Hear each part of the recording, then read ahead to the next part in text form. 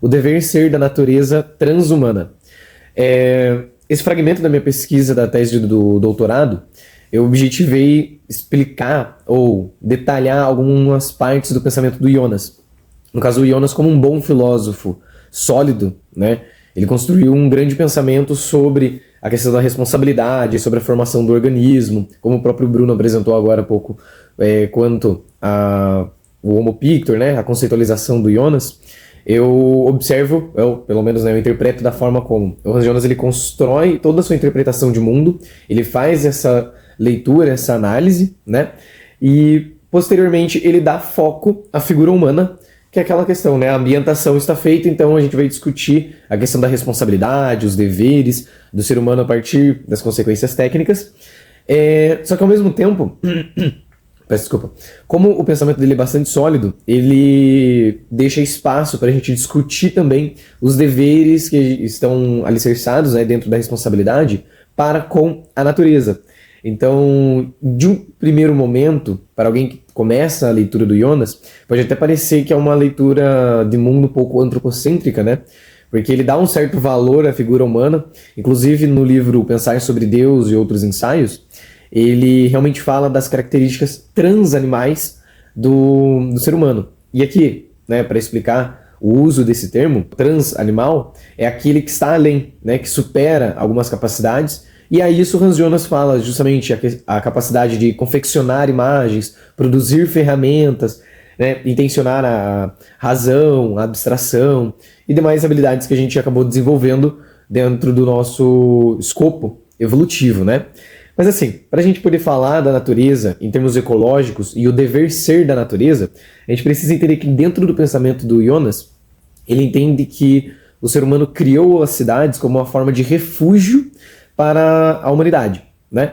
A gente cria os muros da cidade, a gente estabelece esse refúgio como um medo, né? Como uma forma de se precaver para a natureza, ou melhor, da natureza, né?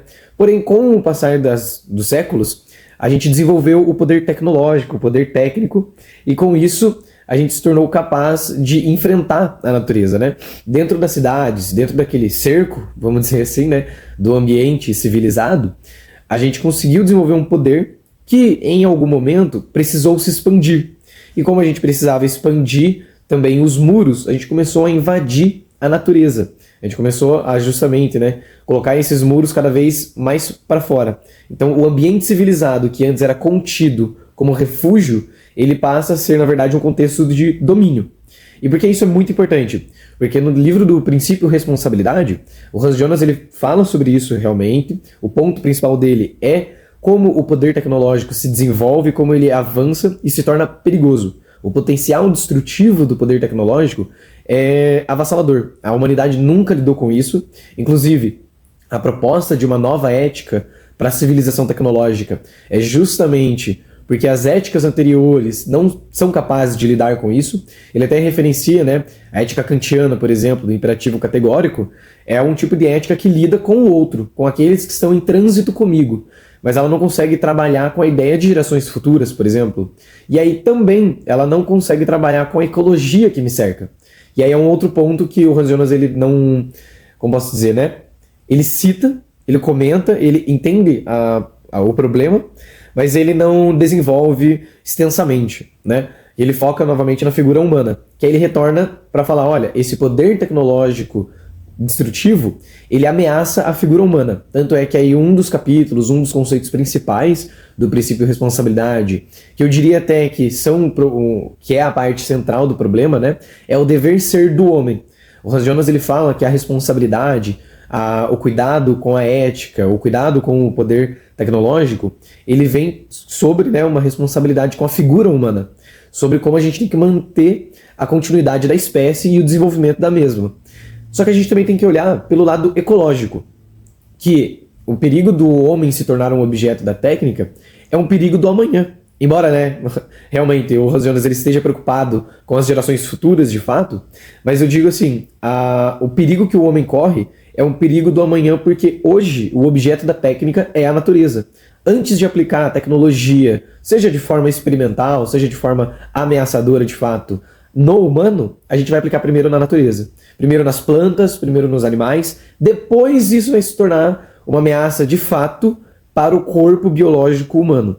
Então, essa responsabilidade, ela precisa se estender para a natureza. Então, o pensamento do Jonas, eu acho que ele cria um escopo maravilhoso, que ele se torna uma referência sólida para temas que possam não... Desculpa, mesmo para temas que não são centrais na obra dele. Você consegue estruturar a crítica a partir da obra dele, né? Ele conseguiu instrumentalizar o próprio conceito de responsabilidade, a questão do dever, da responsabilidade. E aí a gente entra também no assunto de outra responsabilidade quanto à conservação do dever ser do homem, né? Porque para conseguir conservar uma geração futura, essa possibilidade, e aí o Hans Jonas fala isso também, a gente precisa conservar a natureza como ela é, para a gente ter a garantia de que as gerações futuras possam olhar para o mundo e encontrar aquilo que eles, o que a gente tinha, né? Quando a gente chegou. Inclusive o Hans Jonas ele fala nesses termos, né? Então o dever ser da natureza, ele precisa ser uma responsabilidade que a gente exalta, né? A gente precisa reconhecer e puxar essa preocupação para o debate comum, justamente porque a natureza ela vai sustentar as gerações futuras. É ela que vai sustentar a condição humana. A possibilidade de um dever ser humano é, antes de tudo, secundária. Porque o dever ser da natureza é a condição, né? A primeira condição, vamos dizer assim. A possibilidade daquele salto qualitativo que o Hans Jonas fala, né? Do inorgânico para o orgânico, na formação do organismo, o salto de liberdade só se torna uma possibilidade mediante a existência de uma natureza, né? E aí a gente entra também a segurança dos animais, a questão da preservação da fauna e da flora, dessa diversidade ecológica, né? Inclusive tem um autor, que é o Eduardo Gudinas, ele fala justamente sobre essa extensão que a gente tem da responsabilidade e do reconhecimento ontológico da natureza para entender que ela tem um valor em si mesmo, né? Que ela merece ser salva por um valor próprio e constituinte de um valor intrínseco da natureza ter os seus valores, né? Vamos dizer assim, para quem às vezes não está tanto no debate ecológico, como a gente viu hoje nessas mesas, né? As conversas um pouco diferentes dos temas. O Gudinas ele fala até, inclusive, que esse é um problema para a gente falar de ecologia, porque muito do debate ele se limita a conceitos de ecologia de terceira geração, que são o quê? Eu vou conservar, porém com interesses humanos. Eu vou conservar uma paisagem porque a humanidade acha ela bonita. Eu vou conservar uma espécie, eu vou cuidar e vou me preocupar porque é uma espécie fofa. É uma espécie que eu consigo exibir num zoológico, que explica por que é fácil, de certa forma, né? A gente falar da preservação ambiental ou da conservação de espécies como o urso-panda, mas é muito difícil a gente falar da extinção das baratas endêmicas, sabe? O peso que a gente dá para a conservação, ela acaba sendo diferente. Mas a gente precisa entender que toda essa diversidade, ela precisa ser protegida justamente como um espaço ou como um movimento de entender e efetivamente, né, conseguir conservar a natureza, estender essa responsabilidade para algo que está além do humano. Então, além do espaço de domínio que se expande para fora da cidade, a gente expandir também a preocupação, não só com a figura humana, mas também com tudo aquilo que permeia a natureza, diferenciando, né, a nossa interpretação do mundo como um recurso a ser explorado para ser um espaço a ser convidativo, né, o que a gente fala da ética biocêntrica, uma preocupação biocêntrica para a gente formar uma sociedade realmente preocupada e ativa ecologicamente, de certa forma, sem algo separar em duas dimensões diferentes, né, entre o que é o ambiente civilizado e o ambiente selvagem, tornando novamente como um dia já foi uma coisa só.